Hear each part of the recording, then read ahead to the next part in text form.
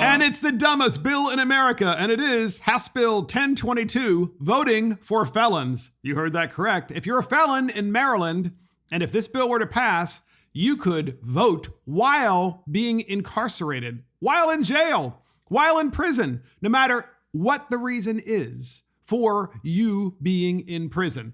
So we have with us Delegate Steve Aaron. Steve, what do you think about this incredible bill? Well, I think it is incredible. I mean, if you look at the process, we have prisons for a reason. We have laws for reasons. We have convictions for reasons. We have punishment for a reason. And I just fail to see why we should extend all our privileges and rights to people who obviously are out of line with the law. Absolutely. By the way, you're having a good hair day, so I'm just saying, yeah. Thank you. I parted it down the middle for you. So the thing is why would someone think that it's okay for an individual who has been and is currently incarcerated to vote? What could go wrong?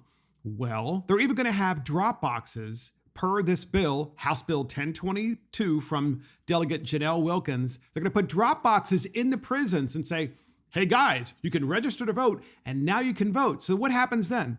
The prison guards go up and say, hey, here's the person I want you to vote for. And if you do that, I'm going to give you a pack of cigarettes, or I'm going to give you some extra, playtime outside, or whatever it's called. What could go wrong? Well, nothing. I mean, that's a moot point. I mean, I think everything could go wrong in this scenario because you're in prison for a reason. You're in there and you're under scrutiny. And to sit back and say, by being what I want you to be, I think I could have some influence on you.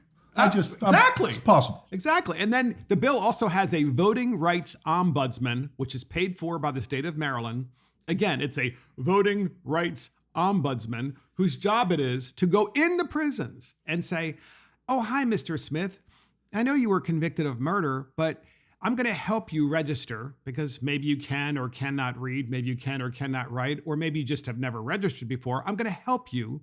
And then I'm going to assist you when you vote so that you can put, your vote in this drop box. That's what the voting rights ombudsman does.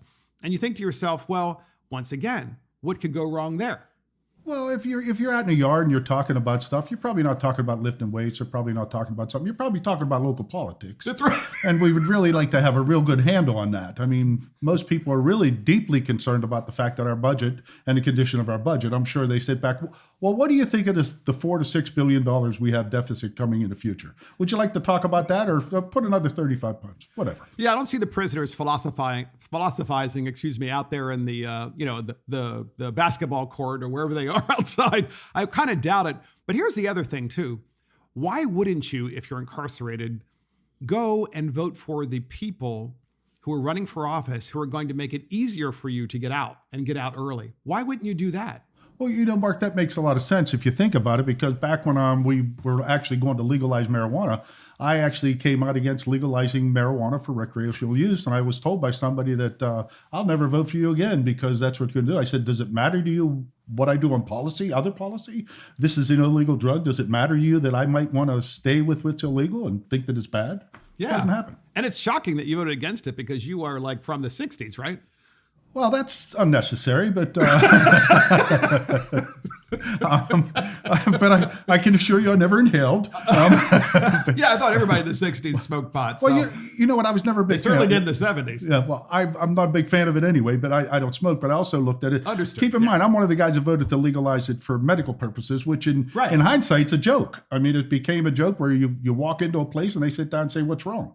Well, I'd kind of like to, I got an ache in my shoulder. Don't worry about it. Yeah. So first we had medicinal marijuana. Now you walk in and they're like, you don't need a prescription whatsoever. You can buy it for any other purpose. So, and of course, by the way, that's not why people are incarcerated now in Maryland's jails. They're incarcerated for murder, kidnapping, rape. Think about this. A rapist can be eligible to vote if this bill were to pass. I mean, what? Well, how does that even begin to cross somebody's mind? I mean, there has to be consequences, and that's one of the things in Maryland we fail to do. There are no consequences for the things we do. So we sit back and say, okay, now you did something wrong, but we're going to reward you because now you want to come back. And be a serious point for a minute. I mean, there are opportunities in prison I've visited where you should be picking up a skill. You should be learning these things. We're offering all this to people instead of sitting down and saying, well, it's important you learn how to vote for somebody that's going to free you early. Right.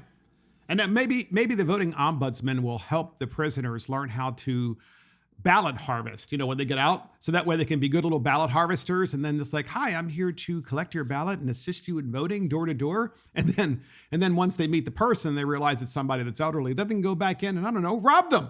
I mean, hey, this is what they're teaching them. And I agree with you. Rather than teaching them a skill, they're teaching them how to be good little Democrats, which, of course, makes no sense to me, but that's what the Democrats do in Maryland. Well, last word. The last word is it's a ridiculous bill. It's tough to go for. I mean, I believe that people have rights, and I ensure that. But I think when you do something against the laws of this country, the laws of this state, that you should have accountability. And this bill taking away some of that accountability. Perfect. Thank you. And that is the dumbest bill in America, House Bill 1022, voting for felons, from Delegate Janelle Wilkins in the state of Maryland.